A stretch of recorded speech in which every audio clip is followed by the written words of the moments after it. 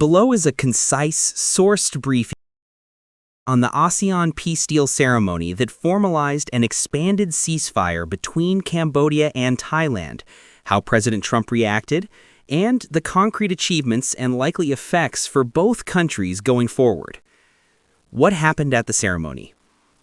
At the 47th ASEAN Summit in Kuala Lumpur, October 26, 2025, Cambodia and Thailand signed an expanded ceasefire/enhanced truce agreement in a public ceremony attended by U.S. President Donald Trump.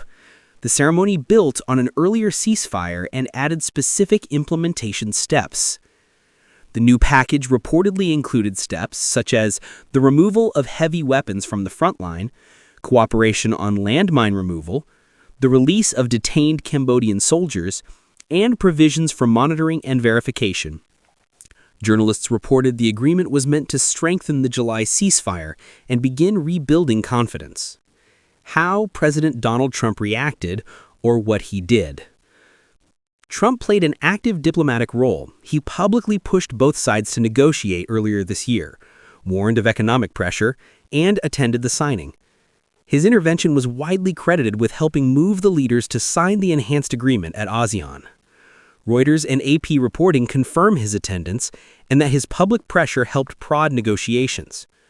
Reporters noted Trump framed the agreement as a U.S. success in promoting regional peace.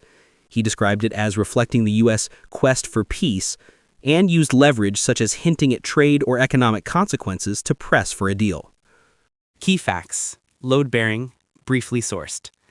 The short July fighting was the fiercest in years and displaced hundreds of thousands. Reporting cites figures around 300,000 displaced during the peak of the crisis. Casualties were reported, dozens killed.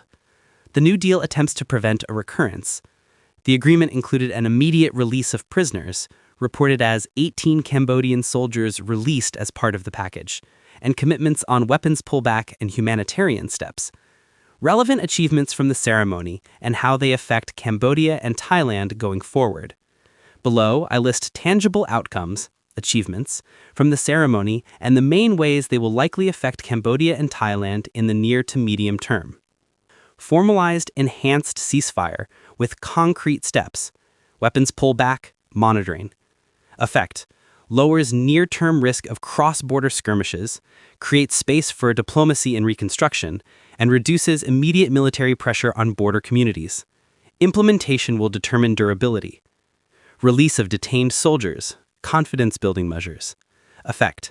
Immediate de-escalation signal, improves leaders' political room to negotiate, and lowers incentive for retaliatory moves. Release of prisoners reduces one key grievance that had fueled tensions. Commitment to removal of heavy weapons and demining cooperation.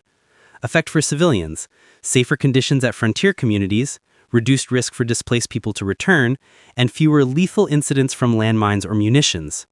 For both states, costly but necessary reconstruction and demining programs may attract international aid. Regional, ASEAN, visibility and a monitoring framework.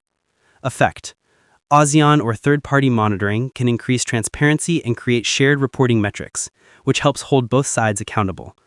It also normalizes ASEAN's role as a crisis manager in the region.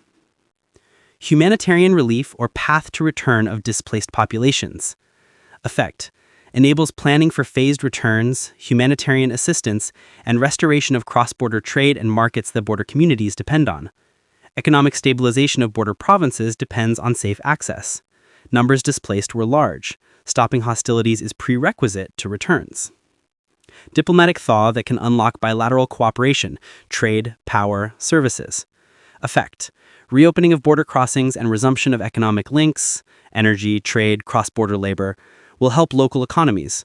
However, political moves in either capital, referenda, or domestic disputes can still slow normalization.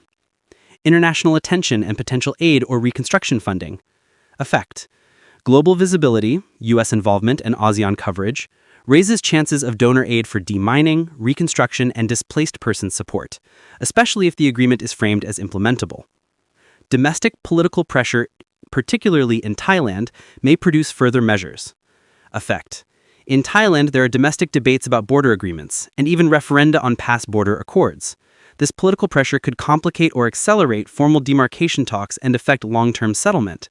In short, the ceremony buys space, but domestic politics still matters. Risks and caveats: what could undermine these achievements? Implementation gap. Ceasefires signed publicly often fail at the local level unless mechanisms for verification and rapid dispute resolution are strong.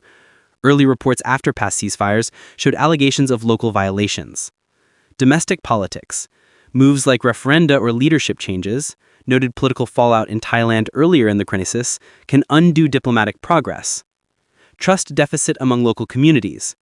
Even with national agreements, displaced people will want guarantees, compensation, and demining before they return. These take time and money. Short, recommended next steps: practical, realistic. Ensure ASEAN or independent monitoring teams are empowered and resourced, verification patrols, incident reporting. Prioritize demining and humanitarian corridors so displaced civilians can safely return. Link implementation to donor funding for border rehabilitation, roads, clinics, schools, to create local incentives for peace. Manage domestic narratives, both governments, to reduce nationalist pressure that could derail demarcation talks.